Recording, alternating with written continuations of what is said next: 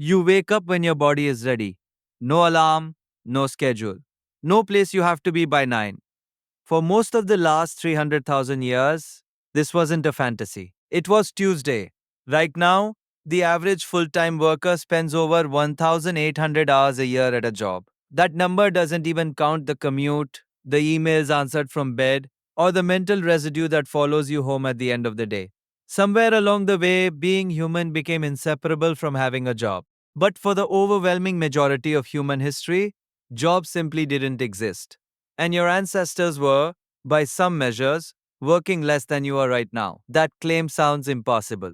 How could people without supermarkets, without refrigeration, without a single modern convenience, possibly have more free time than someone with all three? In 1963, an anthropologist named Richard Lee decided to find out. He traveled to the Kalahari Desert and lived among the Jew Hoansi, sometimes called the Kung, a hunter gatherer people whose way of life had barely changed in thousands of years. He wasn't interested in what people assumed about primitive life. He wanted to measure something nobody had really measured before. What people actually did with their time, hour by hour, day by day. So, he counted it. He tracked adults across several weeks, logging every hour spent gathering, hunting, cooking, and building shelter. The number he landed on stunned him. About 15 hours a week, not 15 hours a day. 15 hours a week spent on what you might call subsistence work, meaning the bare labor required to keep everyone fed. 15 hours.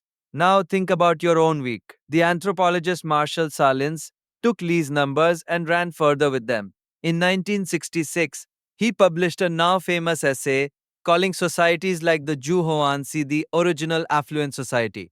Not affluent because they had more possessions, affluent because they wanted less and had time left over. Salins argued that affluence isn't only about how much you produce, it's about the gap between your wants and what you already have. Shrink the wants, and 15 hours a week starts to look like abundance. Naturally, skeptics pushed back for decades. Maybe Lee caught one unusually easy season. Maybe hunter gatherers were quietly starving in the weeks he wasn't watching. So other researchers went looking for the same pattern somewhere else on the map.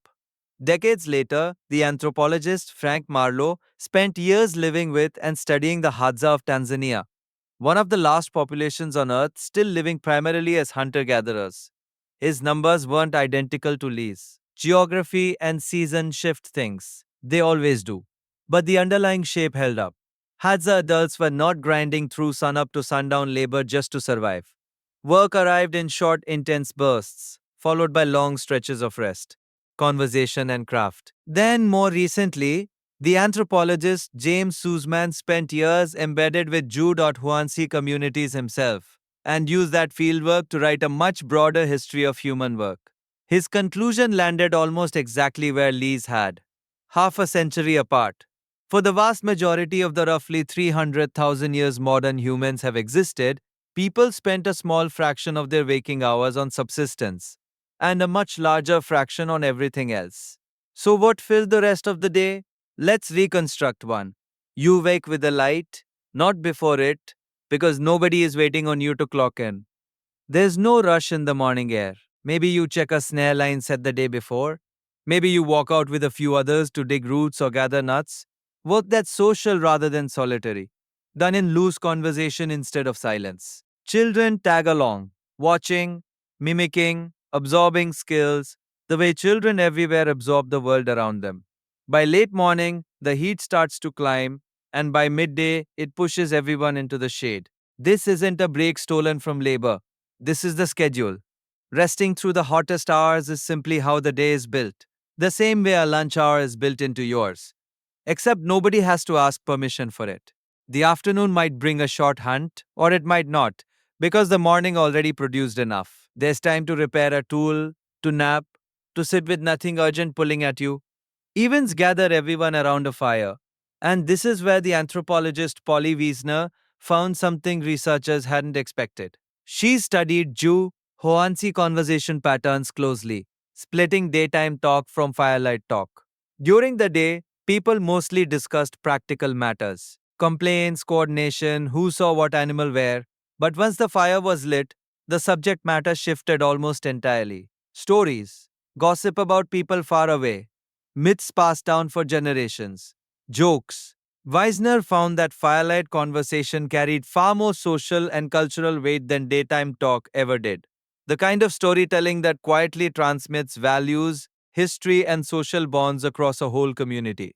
In other words, the most important information sharing of the day happened only after the work was already finished. No jobs, no bosses, no fixed shifts, but also notably, no idleness in the way we tend to imagine it.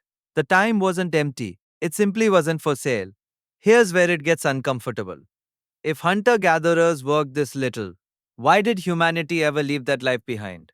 The easy assumption is that agriculture made everything easier. More food, more security, more free time to eventually build the rest of civilization. The evidence points the other way. When humans began farming, roughly 12,000 years ago, skeletal remains from early agricultural sites tell a grim story. The anthropologist and bioarchaeologist George Armelagos spent decades studying exactly this transition, examining ancient bones for signs of what farming actually cost the body. His research and the wider field it helped build found that average height dropped after the shift to agriculture. Bones show more nutritional stress, more evidence of infectious disease from crowded settled living, and more repetitive strain from constant physical labor.